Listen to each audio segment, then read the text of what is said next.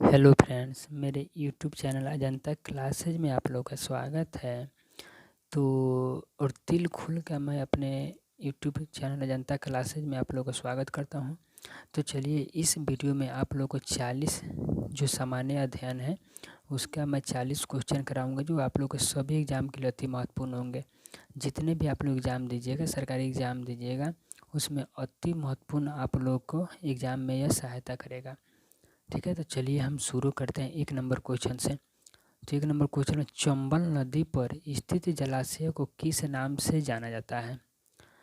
Option number ए में गोविंद सागर, option number B में कृष्ण सागर, option number सी में गांधी सागर या डी में इनमें से कोई नहीं। चंबल नदी पर स्थित जलाशय को किस नाम से जाना जाता है? तो गांधी सागर के नाम से जाना जाता है। तो चलिए 2 नंबर पर हम लोग बढ़ते हैं। चलिए 2 नंबर क्वेश्चन, वायुमंडल में वार्षिक तापमान वृद्धि को किस नाम से जानते हैं? वायु प्रदूषण, बी में ग्लोबल वार्मिंग, सी में ग्रीन हाउस प्रभाव या डी में वायुदाब। तो वायुमंडल में वार्षिक तापमान वृद्धि को किस नाम से जाना जाता है? तो option number B global warming के नाम से जाना जाता है। चलिए 3 नंबर क्वेश्चन में आप लोग आइए। धोवन सोडा का रासायनिक नाम क्या है? जो धोने वाला सोडा होता है, जो सरफ जिसे हम सरफ बोलते हैं, जो बोलचाल भाषा में सरफ नहीं बोलते हैं, उसे धोवन सोडा का रासायनिक नाम क्या है? ऑप्शन नंबर ए में कैल्शियम कार्बोनेट, बी में सोडियम बाइकार्बोनेट, सी में सोडियम कार्बोनेट या डी में इनमें से कोई नहीं। तो धोने वाले सोडा को हम लोग कहते हैं सोडियम कार्बोनेट और खाने वाले सोडा को सोडियम बाइकार्बोनेट। धोने वाले सोडा जो है उसे ऑप्शन नंबर सी मुझे सोडियम कार्बोनेट और खाने वाला सोडा जो होता है उसे सोडियम बाइकार्बोनेट कहते हैं। चलिए आगे 4 नंबर क्वेश्चन पर हम लोग बढ़ते हैं। गेहूं के उत्पादन के लिए कौन सी मिट्टी उपयुक्त होती है? ऑप्शन नंबर ए में दोमट मिट्टी, बी में काली मिट्टी, सी में जलोढ़ मिट्टी या डी में लाल मिट्टी। गेहूं के उत्पादन के लिए कौन सी मिट्टी की आवश्यकता होती है? तो गेहूं के उत्पादन के लिए तो ऑप्शन नंबर ए में दोमट मिट्टी जो है वही गेहूं के उत्पादन के लिए आवश्यक होता है। काली मिट्टी जो होती है वो कपास की खेती के लिए आवश्यक होती है, जो महाराष्ट्र वाले क्षेत्रों में मिलती है। जलोढ़ मिट्टी जो होती है यह नदियों का अपर्दन के द्वारा लाया जाता है। लाल मिट्टी में चाय कॉफ़ी की खेती किया जाता है। लेटराइट मिट्टी से बोलते हैं लाल मिट्टी को। तो चलिए 4 नंबर का आंसर हो गया ऑप्शन नंबर ए दोमट मिट्टी, जो गेहूं के उत्पादन के लिए अति महत्वपूर्ण है। ऑप्शन नंबर 5 पर क्वेश्चन नंबर 5 पर चलते हैं। इंडिया डिवाइडेड नामक पुस्तक लेखक कौन है? ए में इंदिरा गांधी, बी में डॉक्टर राजेंद्र प्रसाद, सी में पंडित जवाहरलाल नेहरू या डी में सरदार पटेल। तो इंडिया डिवाइडेड पुस्तक के लेखक जो हैं वह हैं doctor Rajendra Prasad, option number B. चलिए 6 नंबर क्वेश्चन पर हम लोग आते हैं। स्वतंत्रता, समानता, बंधुता किस क्रांति का नारा है? ऑप्शन नंबर ए अमेरिकी क्रांति का, ऑप्शन नंबर बी फ्रांसीसी क्रांति का, ऑप्शन नंबर सी रूसी क्रांति का, ऑप्शन नंबर डी 1857 की क्रांति की। तो स्वतंत्रता, समानता, बंधुता किस क्रांति की नारा है? तो ऑप्शन नंबर बी फ्रांसीसी क्रांति के यह नारा है। तो चलिए 7 नंबर हम लोग क्वेश्चन पर आते हैं। खानवा का युद्ध किस वर्ष हुआ था? ऑप्शन नंबर ए में 1576 में या 1527 में, बी या सी में 1529 में या डी ऑप्शन नंबर डी में 1556 में। तो खानवा का जो युद्ध लड़ा गया था वो 1527 ईस्वी में लड़ा गया था, ऑप्शन नंबर बी। अब चलिए क्वेश्चन नंबर 8 पर हम लोग बढ़ते हैं। सबसे छोटा महासागर कौन सा है? ऑप्शन नंबर ए प्रशांत महासागर, ऑप्शन नंबर बी अटलांटिक महासागर, ऑप्शन नंबर सी हिंद महासागर या ऑप्शन नंबर डी आर्कटिक महासागर। तो सबसे छोटा जो महासागर है वह आर्कटिक महासागर है, जिसे बर्फ़ से आर्कटिक महासागर जो है वो बर्फ़ से हमेशा ढका रहता है। और सबसे बड़ा महासागर प्रशांत महासागर है। ठीक है, तो क्वेश्चन नंबर 8 के जो आंसर हो जाएगा डी हो जाएगा आर्कटिक महासागर। चलिए 9 नंबर बढ़ते हैं। सिंधु घाटी का पतन शहर कौन सा था? ऑप्शन नंबर ए में हड़प्पा, बी में मोहनजोदाड़ो, सी में कालीबंगा या डी में लोथल। तो सिंधु घाटी का पतन शहर कौन सा था? तो इसका आंसर हो जाएगा ऑप्शन नंबर डी लोथल जो था वो पतन शहर था। चलिए 10 नंबर क्वेश्चन पर हम लोग बढ़ते हैं। मुस्लिम धर्म का उदय कहाँ हुआ था? तो ऑप्शन नंबर ए में भारत में, फिलीपींस में या सऊदी अरब में या ईरान में। तो मुस्लिम धर्म का उदय जो हुआ वो कहाँ हुआ था? तो सऊदी अरब में जो था वो मुस्लिम धर्म का उदय हुआ था। और और क्वेश्चन नंबर 11 प्रोड्यूसर गैस किन गैसों का मिश्रण होता है? CO plus N2, CH4 plus N2, CH4 plus H2 या CO2 प्लस N2। तो प्रोड्यूसर गैस किसका मिश्रण होता है? ऑप्शन नंबर ए CO प्लस N2 जो होता है उसे प्रोड्यूसर गैस के नाम से जानते हैं। चलिए क्वेश्चन नंबर 12 पर हम लोग बढ़ते हैं। भारतीय अनुसंधान रिएक्टर ध्रुव कहाँ अवस्थित है? ए में महाराष्ट्र में, बी में तमिलनाडु, सी में कर्नाटक या डी में केरल। तो भारतीय अनुसंधान रिएक्टर ध्रुव कहाँ अवस्थित है? तो महाराष्ट्र, ऑप्शन नंबर ए महाराष्ट्र में स्थित है। चलिए 13 नंबर क्वेश्चन बढ़ते हैं। काकरापारा परमाणु विद्युत घर कहाँ अवस्थित है? Option number A Rawatbhata, B में बुलंदशहर, सी में सूरत या डी में महाराष्ट्र। तो काकरापारा परमाणु विद्युत घर कहाँ स्थित है? तो ऑप्शन नंबर सी सूरत में स्थित है, काकरापारा सूरत में। तो चलिए 14 नंबर क्वेश्चन बढ़ते हैं। झुकी मीनार किस देश में स्थित है? Option number A Bharat, option number B Italy, option number C France, option number D Germany. तो झुकी मीनार जो वह कहाँ स्थित है? इटली में स्थित है झुकी मीनार। तो क्वेश्चन नंबर 15 में चलते हैं। जल की बूंद किस कारण गोल होती है? तो जल की बूंद गोल होती है किसके कारण? पृष्ठ तनाव के कारण, केशिकत्व के कारण या गुरुत्वाकर्षण कारण या सन्यता कारण। तो जल की बूंद किस कारण गोलाकार होती है? तो पृष्ठ तनाव के कारण जो होती है वो जल की बूंदें गोलाकार होती है। तो चलिए क्वेश्चन नंबर हम लोग 16 पर बढ़ते हैं। 16 नंबर क्वेश्चन को हम लोग देखते हैं। अनकनाउड इंडिया के लेखक कौन है? अनकनाउड इंडिया के लेखक कौन है? ऑप्शन नंबर ए में विक्रम सेठ, बी में RK नारायण, सी में नीरज सिंह चौधरी या डी में खुशवंत सिंह। तो अनकनाउड इंडिया के लेखक कौन है? तो नीरज सिंह चौधरी है। देखिए इसमें जितने भी आप लोग क्वेश्चन होगा सारे प्रीवियस क्वेश्चन है, सब पूछे गए हैं एग्जाम में और आगे भी पूछने की आप लोग को संभावना है। तो इसे आप लोग शिद्दत से लगाइए, ठीक है। और 17 नंबर क्वेश्चन बढ़ते हैं। भारत के पूर्वी समुद्री तट को किस नाम से जाना जाता है? जो भारत का पूर्व में जो समुद्री तट है उसे किस नाम से जाना जाता है? तो ऑप्शन नंबर ए में मालाबार तट, ऑप्शन नंबर बी में कारोमंडल तट, ऑप्शन नंबर सी में कोकण तट या ऑप्शन नंबर डी में प्रायद्वीपीय तट।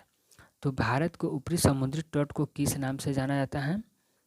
तो इसे जानते हैं कोरोमंडल तट के नाम से जानते हैं। ऑप्शन नंबर बी कोरोमंडल तट के नाम से हम लोग जानते हैं। चलिए 18 नंबर क्वेश्चन पर आइए। क्रिकेट माई स्टाइल पुस्तक के लेखक कौन है? ऑप्शन नंबर ए सचिन तेंदुलकर, सुनील गावस्कर, नवजोत सिद्धू या कपिल देव। तो क्रिकेट माई स्टाइल पुस्तक के लेखक कौन है? कपिल देव हैं। चलिए 19 नंबर क्वेश्चन बढ़ते हैं। मेहंदी लोक कला शैली का संबंध किस राज्य से है? ऑप्शन नंबर ए बिहार में, बी में गुजरात या सी में राजस्थान या डी में झारखंड। मेहंदी लोक कला शैली का संबंध किस राज्य से है? तो यह ऑप्शन नंबर सी राजस्थान से है। मानव शरीर का रक्त आरक्षण बैंक किसे कहते हैं, कहा जाता है? मानव शरीर का रक्त आरक्षण बैंक किसे कहा जाता है? ऑप्शन नंबर ए यकृत, बी में अग्नाशय, सी में मेरुरज्जु या डी में प्लाजा। तो क्वेश्चन नंबर 20 जो मानव शरीर का रक्त आरक्षण बैंक किसे कहते हैं? तो पलिया को इसका मानव शरीर रक्षक बैंक कहते हैं, पलिया को। चलिए 21 नंबर क्वेश्चन पर आइए आप लोग। कलपक्कम में स्थित रिएक्टर का नाम क्या है? कलपक्कम में स्थित रिएक्टर का नाम क्या है? ए में कामनी, बी में अप्सरा, सी में साइरस या डी में पूर्णिमा। तो कलपक्कम में स्थित परमाणु रिएक्टर का नाम क्या है? कामनी स्थित है। पारसी धर्म के संस्थापक कौन थे? तो पारसी धर्म के संस्थापक कौन थे? मूसा थे, ईसा मसीह या जुरुस्त्र या गुरु नानक। तो पारसी धर्म के जो संस्थापक थे वो जरथुस्त्र थे। चलिए क्वेश्चन नंबर 23 पर हम लोग बढ़ते हैं। खानवा का युद्ध किनके मध्य हुआ था? तो खानवा का युद्ध जो हुआ था किनके मध्य हुआ था? बाबर इब्राहिम लोदी या बाबर या राणा के बीच या बाबर या जयचंद्र के बीच या अकबर या हेमू के बीच। तो खानवा का युद्ध हुआ था बाबर और राणा सांगा के बीच हुआ था। ऑप्शन नंबर बी बाबर और राणा सांगा के बीच खानवा का युद्ध लड़ा गया था। तो चलिए 24 नंबर क्वेश्चन में बढ़ते हैं। The wings of fire an autobiography के लेखक कौन है? The wings of fire an autobiography के लेखक कौन है? सलमान रुश्दी, बी में किरण बेदी, सी में इंदिरा गांधी या डी में एपीजे अब्दुल कलाम। तो एपीजे अब्दुल कलाम इनके लेखक। The wings of fire in autobiography के लेखक कौन है? एपीजे अब्दुल कलाम है। तो चलिए क्वेश्चन नंबर हम लोग 25 पे बढ़ते हैं। अप्सरा अनुसंधान रिएक्टर का निर्माण किस वर्ष हुआ? ऑप्शन नंबर ए में 1956 में, बी में 1960 में, डी में 1961 में, सी में 1972 में। तो अप्सरा अनुसंधान रिएक्टर का निर्माण किस वर्ष हुआ था? 1956 हुआ था, ऑप्शन नंबर ए। तो चलिए 26 नंबर क्वेश्चन में बढ़ते हैं। साथिया किस राज्य की लोक कला शैली है? साथिया जो है वो लोक कला शैली एक है, किस राज्य की है? ए में राजस्थान, बी में गुजरात या सी में महाराष्ट्र या डी में बिहार। तो साथिया जो किस राज्य की लोक कला शैली है? तो गुजरात की लोक कला शैली है साथिया। तो चलिए आगे हम लोग फिर बढ़ते हैं। चलिए क्वेश्चन नंबर 27 पर बढ़ते हैं। खेतरी राजस्थान किस लिए प्रसिद्ध है? ए में तांबा के लिए, बी में लोहा के लिए, सी में एल्युमिनियम के लिए, डी में जस्ता के लिए। जो खेतरी जो है वो राजस्थान में किसके लिए प्रसिद्ध है? तांबा के लिए प्रसिद्ध है खेतरी, जो राजस्थान में उसमें। 28 नंबर क्वेश्चन में बढ़ते हैं। रावत भाटा परमाणु विद्युत घर की स्थापना किस वर्ष किया गया था? तो रावत भाटा परमाणु जो विद्युत घर है राजस्थान में, रावत भाटा राजस्थान में है, ये इसका निर्माण कब किया था? 1961 में, 1969 में, 1972 में, 1984 में। तो रावत भाटा जो है वह इसके निर्माण किया गया था 1972 इसमें। चलिए 29 नंबर क्वेश्चन में बढ़ते हैं। विक्रम साराभाई अंतरिक्ष केंद्र कहाँ स्थित है? त्रिवेंद्रम में, नासिक में या कोचीन में या श्रीहरिकोटा में। तो विक्रम साराभाई अंतरिक्ष केंद्र कहाँ स्थित है? तो ऑप्शन नंबर ए त्रिवेंद्रम में स्थित है। चलिए 30 नंबर क्वेश्चन पर हम लोग बढ़ते हैं। कटिंग एज पुस्तक के रचना किसने की? कटिंग एज पुस्तक की रचना किसने किया था? अजीत बाडेकर, जावेद मियांदाद, सुनील गावस्कर या कपिल देव। कटिंग एज पुस्तक की रचना किसने किया था? तो जावेद मियांदाद ने किया था, option number B. Javed Miandad ने कटिंग एज पुस्तक नामा रचना किया था। 10 डिग्री चैनल कहाँ स्थित है? ए में अंडमान में, बी में निकोबार में, सी में छोटा अंडमान और कार निकोबार में या लक्षद्वीप में। 10 डिग्री चैनल कहाँ स्थित है? तो 10 डिग्री जो चैनल है वो छोटा अंडमान और निकोबार में स्थित है, option number C. 10 degree channel छोटा अंडमान और निकोबार में स्थित है, ऑप्शन नंबर सी। चलिए हम लोग अब बढ़ते हैं 32 नंबर क्वेश्चन पर हम लोग आते हैं। गुप्त शासकों द्वारा जारी चांदी के सिक्कों को क्या कहा जाता था? गुप्त शासक जो थे उन्होंने चांदी के पहले सिक्के चलाए थे, उन्हें क्या कहा जाता था? ए में रूपक, बी में दिनार या सी में पौन या डी में कारस्पन। तो गुप्त शासक जो थे वो जो चांदी के सिक्के चलाए थे उसे रूपक कहा जाता था, ऑप्शन नंबर ए रूपक। पौन जो था वो मौर्य काल का मुद्रा था, पौन जो मुद्रा था वो मौर्य काल का था। और गुप्त शासकों में द्वारा चांदी के सिक्के को चलाया गया था, उसे रूपक के नाम से जाना जाता है। चलिए आगे बढ़ते हैं हम लोग 23 नंबर क्वेश्चन पर। यहूदी धर्म का मूल स्थान कहाँ है? जो यहूदी धर्म है उनका मूल स्थान कहाँ है? या भारत में, ईरान में, सऊदी अरब या फिलीपींस में। तो यहूदी जो धर्म थे वो फिलीपींस में उनका मूल स्थान था, सबसे अधिक प्रचलित हुआ फिलीपींस में ही थे यहूदी धर्म के लोग। तो चलिए आगे 34 नंबर क्वेश्चन पर हम लोग बढ़ते हैं। वनडे वंश पुस्तक के लेखक कौन है? वनडे वंश पुस्तक के लेखक कौन है? ए में सचिन तेंदुलकर, बी में सुनील गावस्कर, सी में राकेश धानी या डी में कपिल देव। वनडे वंडर्स पुस्तक के लेखक कौन है? तो option number B Sunil Gavaskar इस पुस्तक लेखक है। चलिए आगे 35 नंबर क्वेश्चन बढ़ते हैं। गुल पुस्तक के लेखक कौन है? गुल पुस्तक के लेखक कौन है? ए में लोकेश धानी, बी में निर्मल शेखर, सी में रोलैंड पैरी या डी में मेजर ध्यानचंद। तो गुल पुस्तक के लेखक जो हैं वो कौन है? मेजर ध्यानचंद जो है, ऑप्शन नंबर डी, जो गुल पुस्तक के लेखक हैं। चलिए क्वेश्चन नंबर 36 बढ़ते हैं। हिंदू धर्म का संस्थापक किससे माना जाता है? ए में ब्राह्मण को, बी में शंकराचार्य को, सी में आर्य को या डी में गौतम बुद्ध को। तो हिंदू धर्म का संस्थापक किससे माना जाता है? तो ऑप्शन नंबर सी आर्य को माना जाता है। लोकसभा के लिए निर्वाचित किए जाने वाले सदस्यों की अधिकतम संख्या कितनी है? 37 नंबर क्वेश्चन पर आते हैं। लोकसभा के लिए निर्वाचित किए जाने वाले सदस्यों की अधिकतम संख्या कितनी है? Option number 540, option number B 542, option number C 543, option number D 545।